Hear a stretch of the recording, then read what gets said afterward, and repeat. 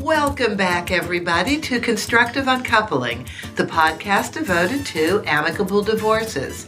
I'm Judy Weigel, your host and amicable divorce expert. Why? Because that's all I do, amicable divorces, as a mediator and as someone who files for divorces. The title of our podcast today is Listen to Your Children. And this title was prompted by a newsletter that I got the other day from a family law attorney named Robin Santucci, and Robin's been on the show before. We have 2 episodes with Robin, and she talks about how to hire a lawyer and how to manage your relationship with your attorney. Robin is one of the coolest, the most ethical, the smartest attorneys I work with, and I work with a lot of wonderful attorneys. And so Robin just falls into this division of attorneys who will always be straight with you, will never charge you more than she needs to, and if she feels your case doesn't need the hands of an attorney on it, she will refer you to people like me, people who can file and people who can mediate, just so you can keep the money in the family and maybe just use her for legal advice.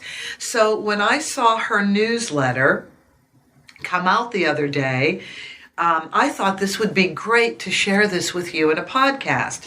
And the title of the newsletter is When a Child Refuses Visitation with a Non-Custodial Parent. Now, first of all, let me do a definition of terms. Robin litigates. So there is language that she uses within the court dealing with children, and that is custodial parent and non-custodial parent. A custodial parent is the parent who has 51% or more time with the child. The non-custodial parent has obviously a little less than 50%. If you don't go through the court for a trial or a hearing on custody and visitation, you don't need to use those terms. I don't use those terms when I'm dealing with people in mediation and when I'm writing their settlement agreements. We just refer to parents as parents. And so whether you're dealing with the non-custodial parent or just both parents in a visitation schedule, Robin's information can still be good to have. So I want to read this to you, and then I'm going to offer you other resources to read and watch so that you can deal with your children in the best way possible through a divorce and post-divorce so that they can come out of it as unharmed as humanly possible. So here's what Robin says. Whether by agreement or court order, a visitation schedule alternating the physical timeshare between parents will exist at some point in a divorce. The timeshare calendar is presumed to be in the best interest of the child involved. But what happens if a child refuses to cooperate with the schedule the grown-ups have deemed the best? Can or should mom or dad insist the schedule be followed? How are a child's danger signs flagged in a world of child custody, as opposed to normal adjustment and normal growing pains to having 2 homes? What can you do to protect yourself and your children? So number 1, get to the bottom of the reasons for timeshare resistance. So before I do this, so there will be times when children don't want to be with the other parent, custodial or non-custodial. It just happens, and you have to figure out why. So back to Robin's newsletter. Resistance to the schedule could be caused by any number of reasons. It is key to determine as accurately as possible the underlying and unstated reasons the child is struggling against the weekly schedule and wants to spend less time with one parent and more time with the other.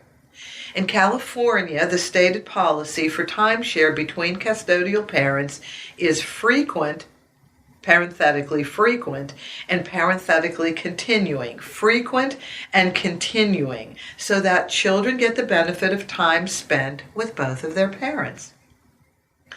Custody orders are court orders and must be followed by both parents. So here's where, this is me now, here's where custody orders come into play. Custody orders are either written by the judge and they come out as a minute order if you're in a hearing or in a trial dealing with custody.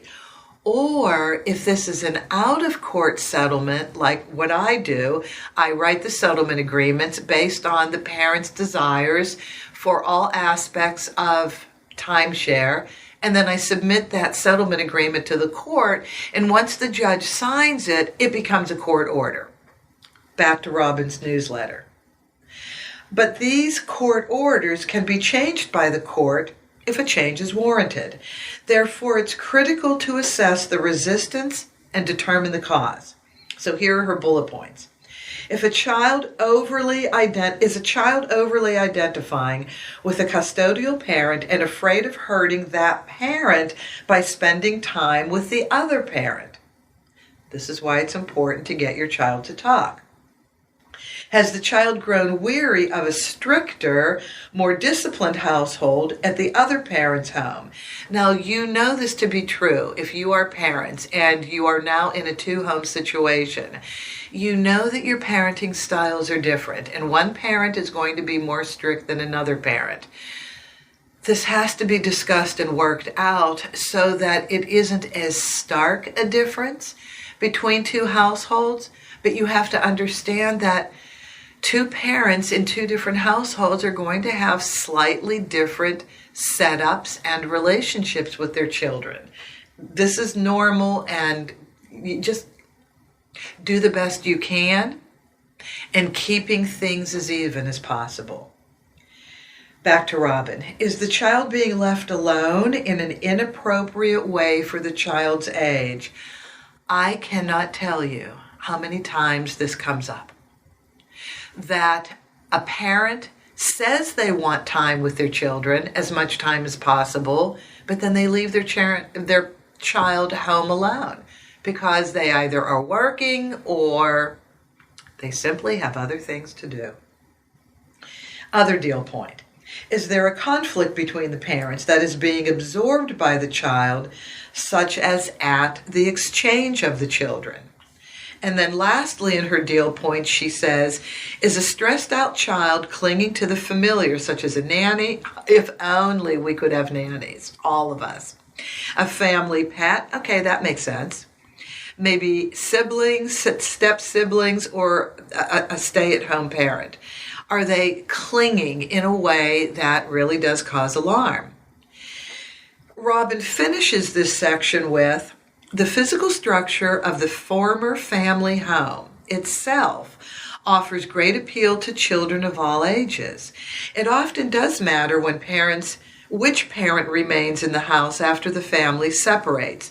Getting to the crux of why the child is resistant will inform parents as to whether a change to the schedule needs to be made, or whether skilled communication and slight adjustments can soothe the resilient child. So I made some notes about this on communication because I want to stop for a second and talk about this.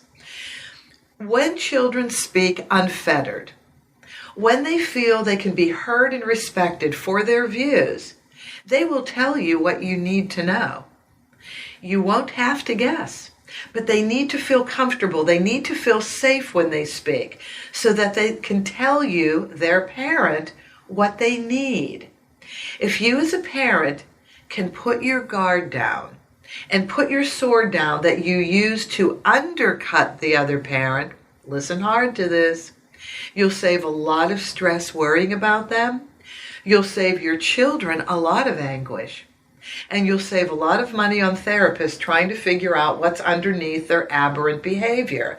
Now, you also know from listening to this podcast that I believe in therapy for children.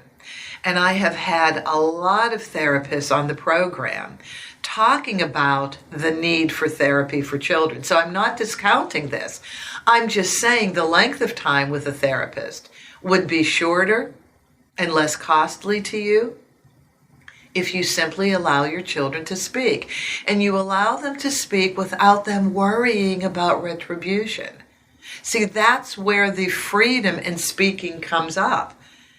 If you let your children just simply talk to you, both of you, either together or separately, your children will tell you what they need, and your co-parenting relationship with them will be the best that it can possibly be. So communication, and I stress this with everything, communication is where it's at. Communication is key. Communication with your children to you is key. Communication between both parents is key in a very respectful way so that you can deal with your children better. Communication is so important in all aspects of our lives, but I'm telling you, if you let your children speak freely, without arguing, without showing that you disagree with them or that you're hurt by what they're saying, and you open yourself up to having a real discussion with them so that you can get to know them better in this different aspect of a child of divorce, I am telling you, you will really do the best you can for your children. So let's go on to the next section for Robin. Consider the age of the child. So she says a key point of the analysis is the age of the child. In theory, a younger child is easier to cajole into compliance with the timeshare calendar once the reasons for refusal are known and addressed. Be aware that younger children struggle with more frequent illness and sick days or health issues, which could be masquerading as timeshare resistance, or could in fact create these situations where health maladies come out, which are psychological in nature. And as we know, the way we are psychologically affects the way we are physically. The happier we are, the better our health will be. And I know this because, well, first of all, I live in the world of being stressed out, either in my own business or just in life. I look different when I'm stressed out. I feel different when I'm stressed out. And I look at parents and non-parents coming in here to get divorced. The more stress they have, the older they look, the more haggard. Once the divorce is over, they come back to pick up their file. They look 20 years younger. Quite impressive how stress affects us. Now, older children, Robin says, especially teens, are seen as forming their own identity, which they do, which may include a preference to spend more or less time or fewer overnight stays with a non-custodial parent, or in my world, simply with the other parent, depending on, for example, the nexus between geographical proximity of mom's house, dad's house, and availability of transportation to key events. Teens have very busy schedules, and sometimes they don't want to be around anybody, just their own friends. In California, Robin says, 14 years old is the magic age to address the court and express a preference of what they want the schedule to be. Older children, depending on their age, maturity, and ability to reason, are seen as having more autonomy and input on custodial preference, meaning which parent they want to be with more, and depending on the demands of their own peer circles and extracurricular activities, they will show their preferences.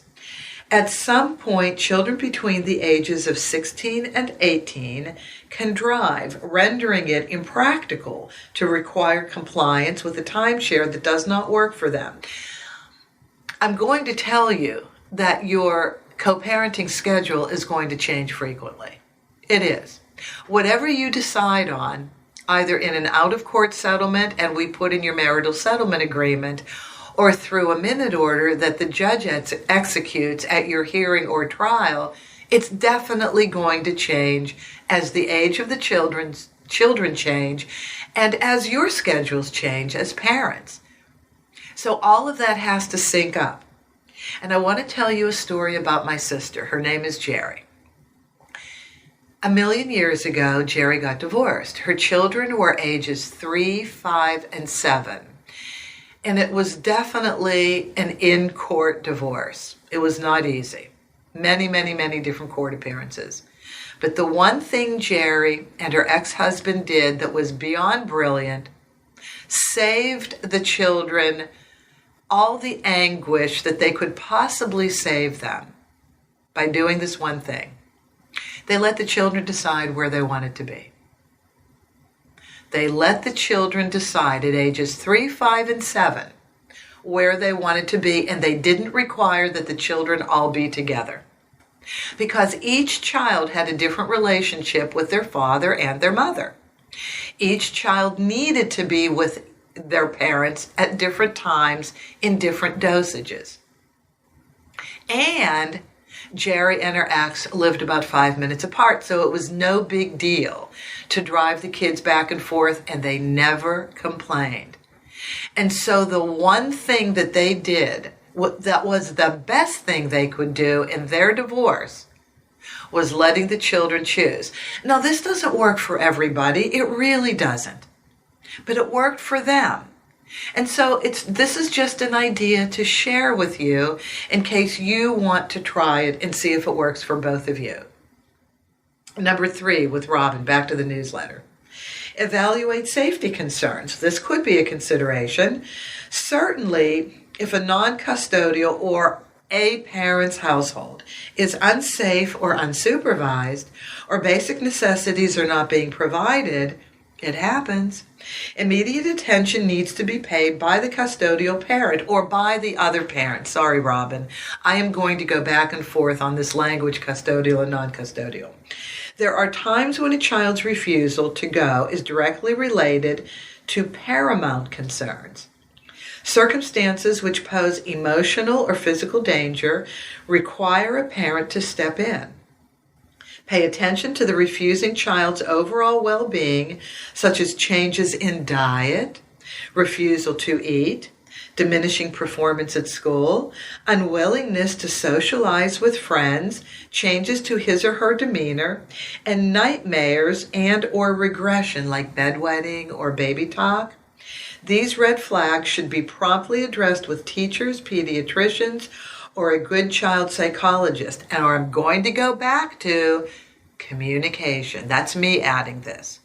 Communication is key, and the more you let your children simply talk without fearing your retribution, this is light years towards figuring out what can be done for your child so that your child can share in the relationship with both parents. And number 4, lastly, Robin's newsletter, strategies for addressing the situation. It can be stressful, both personally and legally, to deal with a non-compliant child. Do your best to be calmly evaluative. Keep a visitation log and document each instance when your child avoids a visit and the reasons why. And that's if your child will tell you, of course. Include detailed notes about the circumstances surrounding refusal. Keep an eye on the child's disposition in multiple environments and times of the day. Barring any safety concerns, communicate with the other parent as quickly as possible. You owe them the opportunity to speak with the child and collaborate to find solutions. While you may want to protect your child's stated feelings and expressed preferences at all costs, keep in mind that custodial orders from the court, or those written in your settlement agreement, are legal in nature and must be followed like all other court orders, and that contempt of those orders does apply. When in doubt, it's best to contact an attorney or child counselor for advice. Now, that's all great. That's the end of Robin's newsletter, but I want to give you some other options to avoid the issues that Robin detailed. There are resources to help you navigate the aspects of dealing with children in a divorce. And all I did one day, I went on Google and I Googled divorce videos about children.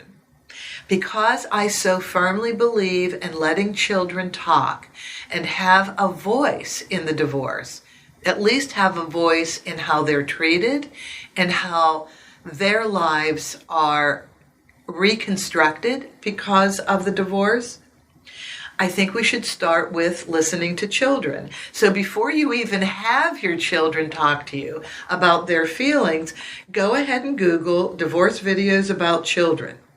And you're going to see on YouTube wonderful videos. And there's one video that I would love for you to look at, and it's called Advice to Parents from Children of Divorce. And it's a range of children talking about what's important to them, from where they live, how they get to see their friends, how they get to have a consistent schedule, how they want to be treated by their parents, and most importantly, how they want to see their parents treat each other. So that's on YouTube, Advice to Parents from Children of Divorce. And then I want to refer another video to you. And this video is called Split. S as in Sam, P as in Paul, L-I-T as in Tom. Split as in splitting up. And you can find this on splitfilm.org. Splitfilm.org. I found out about this video when I went to a child custody conference sponsored by the Los Angeles Bar Association. And there was a woman who was a keynote speaker. Her name was Ellen Bruno. Ellen was the producer of this film.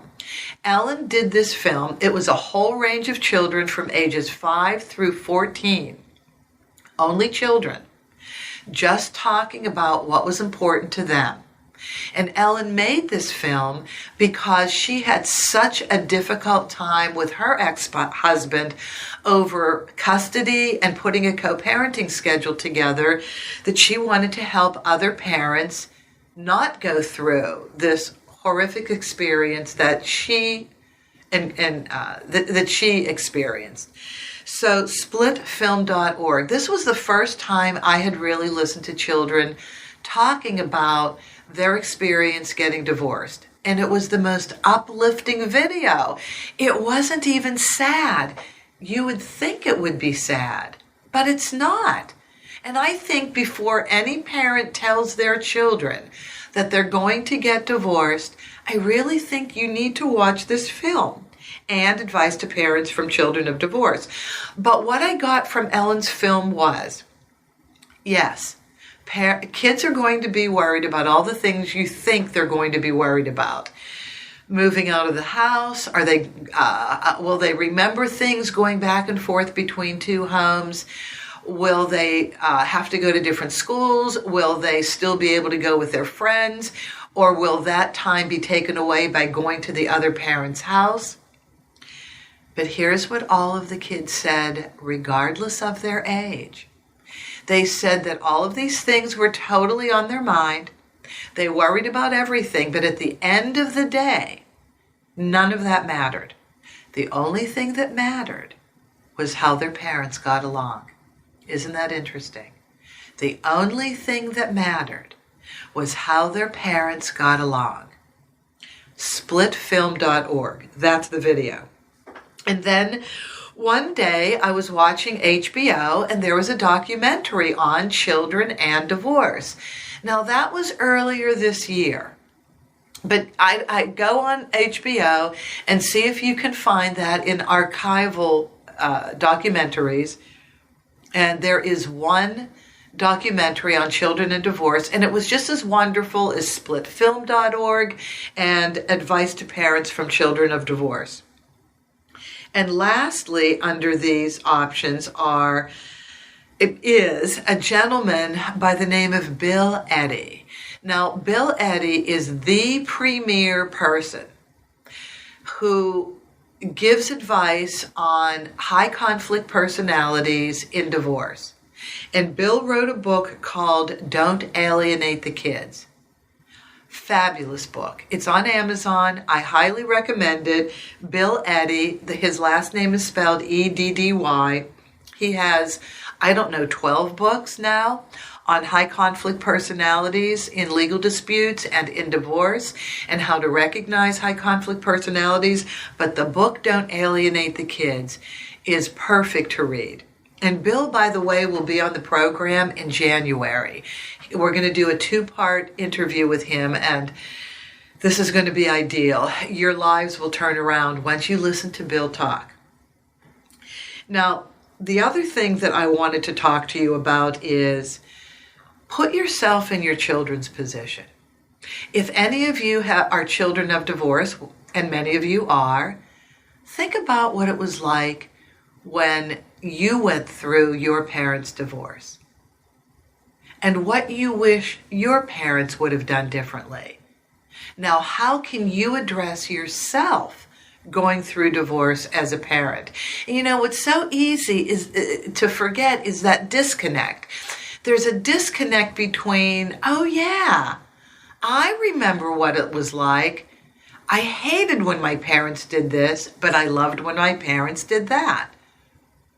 Even though we can go back and remember what it was like when we were going through the divorce of our parents, we tend to forget when we're now in the position of getting divorced and having to deal with children. So I just want to put a few examples together to set you up for this. So put yourself in your child's position when you tell them about the divorce, because that will be the groundbreaking moment that starts everything.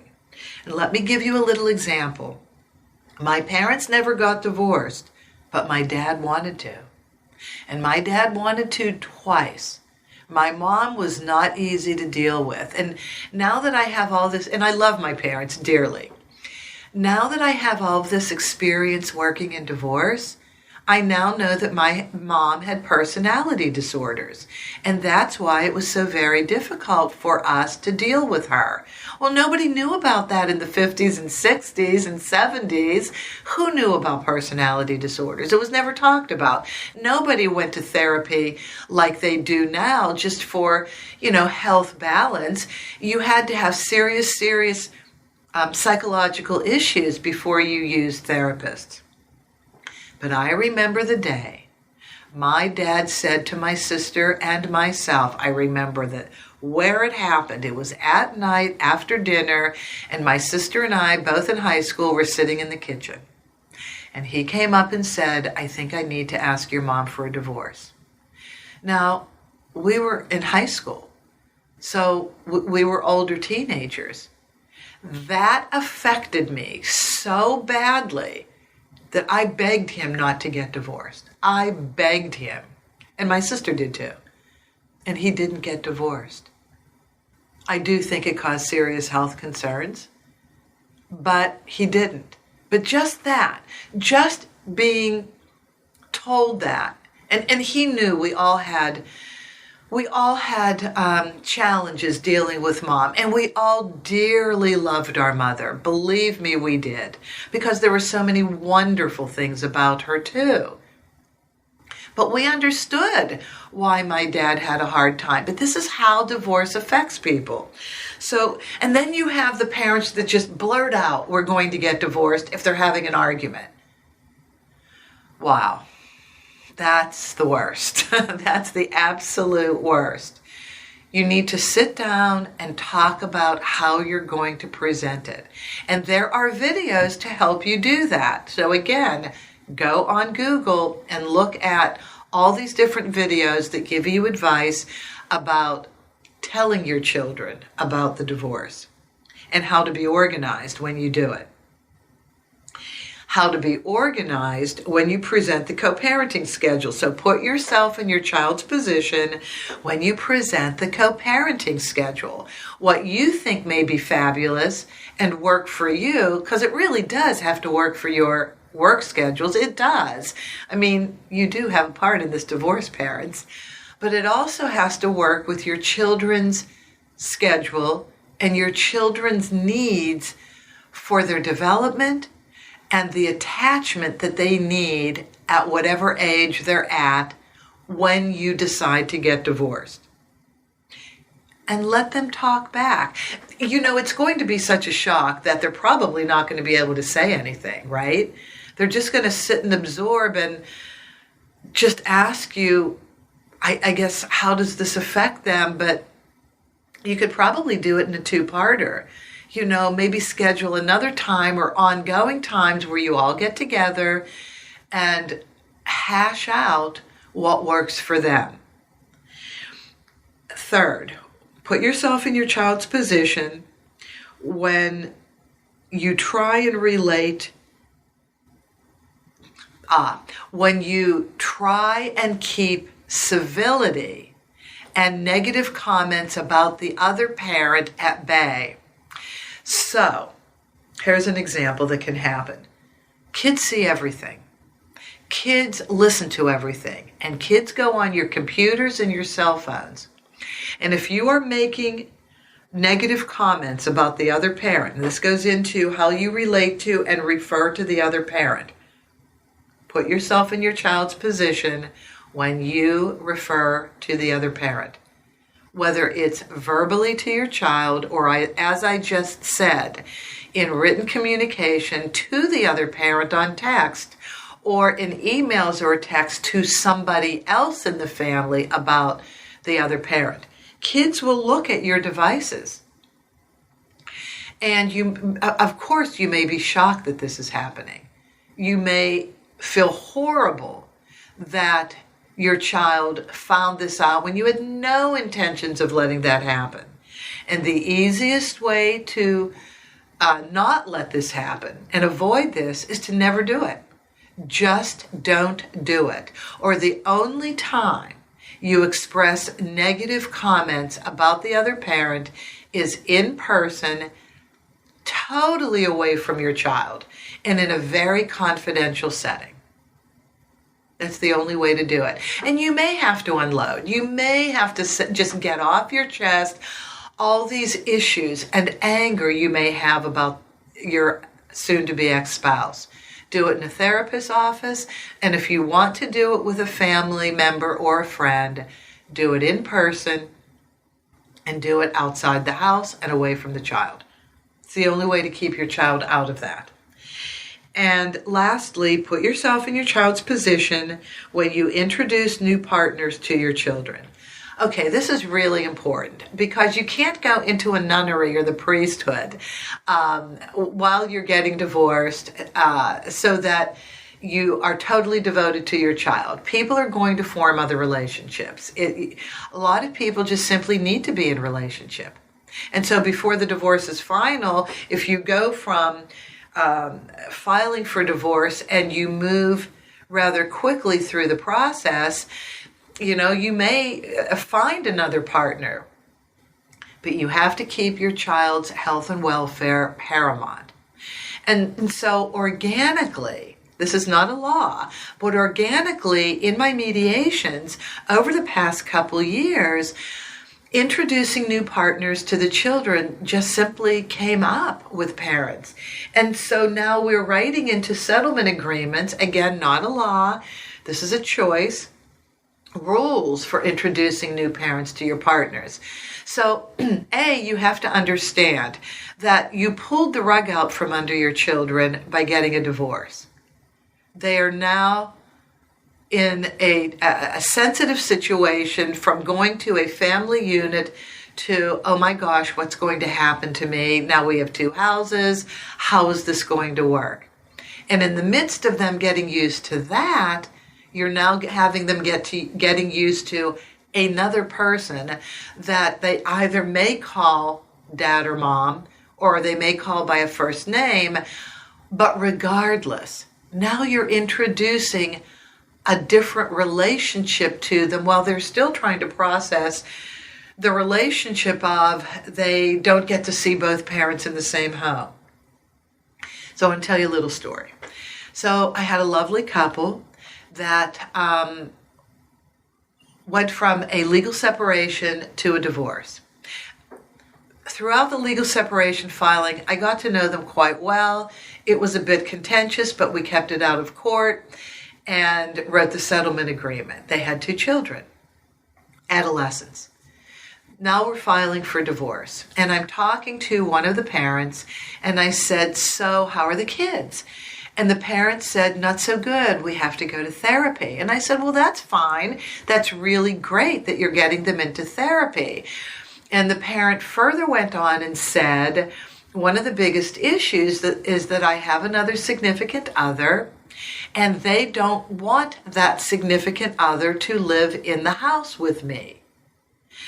The significant other actually has their own home and a child of their own. But the kids said to this parent, it's not that we don't like your significant other, we just want to be with you by ourselves. We need to get used to it. And now, this is the children actually communicating their needs with that parent. And the parent said to me, I don't want to do that. Aren't my needs important? And without thinking, I said no. Your needs are not as important as your child's needs. You got to listen to your child, or you're damaging your children. So what your child is saying to you is not that they don't want you to have another relationship, and not that at times you can't all do things as a unit, but they want time alone with you. And I cannot tell you how many times this comes up, either in mediation or simply in conversations with parents when I'm putting the visitation schedule together with them. They simply don't understand how important it is for children to have alone time with each parent. They're developing their relationship with you.